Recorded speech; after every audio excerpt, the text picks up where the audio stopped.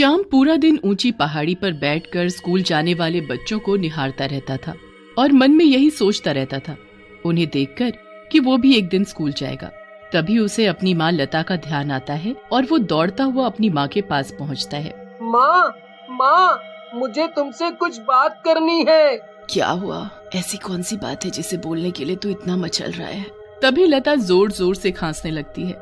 माँ, क्या हुआ तुम्हें? अरे माँ, तुम्हें तो बहुत तेज बुखार है। तुमने पहले क्यों नहीं बताया मुझे?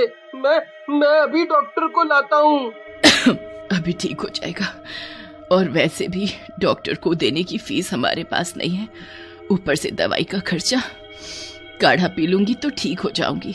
तभी लता की तबीयत और बिगड़ जाती है, उसे सांस लेने में बहुत दिक्कत होती है। पैसे नहीं है, पर माँ तुम्हारी तबीयत बहुत खराब है, तुम्हें इलाज की बहुत जरूरत है। मुझे कुछ तो करना होगा, माँ के इलाज के लिए पैसे तो लाने होंगे।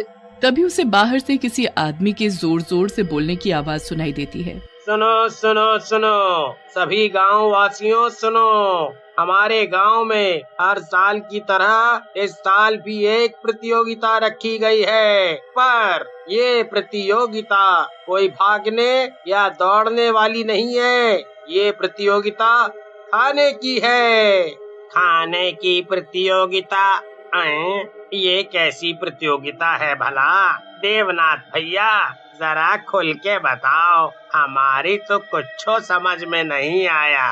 तो सुनो भाइयों, इस प्रतियोगिता का नाम है गोलगप्पा प्रतियोगिता। इस प्रतियोगिता में एक ही गोलगप्पा होगा बस, पर वो गोलगप्पा तुम्हारे मुंह से भी बड़ा होगा। बस उस गोलगप्पे को पूरा जो भी एक बारी में खाएगा वो जीत जाएगा और इनाम का हकदार होगा। पूरे 500 रुपए मिलेंगे उसे। ये भला कैसे मुमकिन है? मुंह से बड़ा गोलगप्पा मुंह में पूरा कैसे समाएगा? ये तो हो ही नहीं सकता। सभी लोग आपस में बातें बनाने लगते हैं। लालच की वजह से कुछ लोग आगे भी आते हैं। तभी श्याम अपनी माँ से बोलता है। माँ, मैं भी इस प्रतियोगिता में भाग लूंगा और देखना, मैं ही जीतूंगा। फिर मैं उन जीते हुए पैसों से तुम्हारा इलाज कराऊंगा। नहीं बेटा, अभी तुम इसके लिए बहुत छोटे हो और तुम इस प्रतियोगिता को नहीं जीत पाओगे। इतना बड़ा गोलगप्पा तुम अपने इतने छोटे से मुंह में कैसे डालोगे? रहने दे बेटा, रहने दे। श्याम अपनी माँ की बिल्कुल नहीं सुनता और प्रतियोगिता में भाग लेने चला जाता है। प्रतियोगिता में एक एक करके सभी की बारी आती है, पर उसे पूरा कोई नहीं खा पाता। अब बारी थी श्याम की। श्याम का पूरा ध्यान उन 500 रुपए पर था, इसलिए वो गोलगप्पा उठाता है और जबरदस्ती अपने मुंह में डालने की कोशिश करता है। जबरन मुंह में गोलगप्पा डालने से वो उसके मुंह में ही फंस जाता है, जिससे कि उसे सांस लेने में बहुत तकलीफ होने लगती है और वो सांस न लेने की वजह से मर जाता है। पूरा गांव खड़ा खड़ा बस हंस रहा होता है उस पर और तमाशा देख रहा होता है। बेटे के मरने की खबर जब लता के कानों में पड़ती है तो ये कैसी प्रतियोगिता थी जिसने मेरे बेटे को मार डाला? अब उसके बिना मैं जी के भी क्या करूंगी? लता भी दम तोड़ देती है, पर मरते ही वो एक गुस्सैल चुड़ैल बन जाती है। नहीं छोड़ूंगी, मैं इन सबको नहीं छोड़ूंगी। इन सब ने जानबूझकर मेरे बेटे को मारा है, एक एक से बदला लूंगी मैं। रात का समय था। राजू अपनी बैलगाड़ी पर सवार होकर और गाना गुनगुनाते हुए खेतों के रास्ते से होते हुए अपने घर की ओर जा रहा होता है कि तभी चुड़ैल उसकी बैलगाड़ी के सामने आकर खड़ी हो जाती है। चुड़ैल, ये कहाँ से टपक गई? मुझे यहाँ से भागना होगा। ऐसा करता हूँ, मैं पीछे से भाग जाता हूँ। अपने बैलों को तो मैं सुबह भी ले जाऊंगा। खबरदार, जो तूने अपनी जगह से जरा भी हिलने की कोशिश की तो कच्चा खा जाऊंगी तुझे। मैंने क्या बिगाड़ा है तुम्हारा जो तुम मेरे रास्ते में आकर खड़ी हो गई? जाने दो मुझे। अच्छा ठीक है, जाने देती हूँ, पर एक शर्त पर। शर्त? क्या शर्त? कैसी शर्त? मुझे तुम्हारी हर शर्त मंजूर है, बताओ क्या करना है, पर उसके बाद तुम मुझे जरूर छोड़ देना। मेरी पत्नी और बच्चे मेरी राह देखते होंगे। हाँ, क्यों नहीं, बस एक छोटी सी शर्त है मेरी। अगर तुमने उसे पूरा कर दिया तो तुम जरूर अपने घर जा पाओगे, और अगर नहीं किया तो मारे जाओगे। चुड़ैल अपने हाथ में जादू से एक बड़ा सा गोलगप्पा रखती है और उस गोलगप्पे को पूरा एक ही बार में उसे खाने को बोलती है। इतना बड़ा गोलगप्पा मेरे इतने छोटे से मुंह में कैसे आएगा? ये तो हो ही नहीं सकता। तुम इसे थोड़ा छोटा कर दो, तब मैं इसे खा लूंगा। मुझे कुछ नहीं सुनना, मैं सिर्फ 3 तक गिनूंगी। अगर 3 गिनने से पहले ये तेरे मुंह में नहीं गया तो फिर तू मरा। चुड़ैल गिनती शुरू करती है। वहाँ देवनाथ 3 गिनने से पहले ही गोलगप्पे को अपने मुंह में जबरदस्ती ठूंसता है और उससे वो गोलगप्पा चूरा चूरा हो जाता है और सारा टूट जाता है। तूने मेरी शर्त पूरी नहीं की, इसलिए अब तू मरा। चुड़ैल देवनाथ का गला दबाकर मार देती है और वहाँ से चली जाती है। सुबह का समय था। सुबह सुबह मुरली जल्दी उठकर खेतों में शौच के लिए निकलता था, हाथ में पानी का लोटा लिए। तभी चुड़ैल मुरली के रास्ते में आ खड़ी होती है। बहुत जोरों से लगी है क्या बेचारा? अब तू कैसे जाएगा मुझसे बच के? क्योंकि मैं तो तुझे नहीं जाने देने वाली। जाने दे, अभी मेरी हालत बहुत बुरी है। अगर जल्दी नहीं गया तो यहीं निकल जाएगी मेरी एक शर्त है, उसके बाद मैं तुझे जाने दूंगी। वो तेरे हाथ में है कि तू उसे कितनी देर में कर सकता है। बोल, जल्दी बोल, शर्त मंजूर है? हाँ, मुझे तुम्हारी शर्त मंजूर है।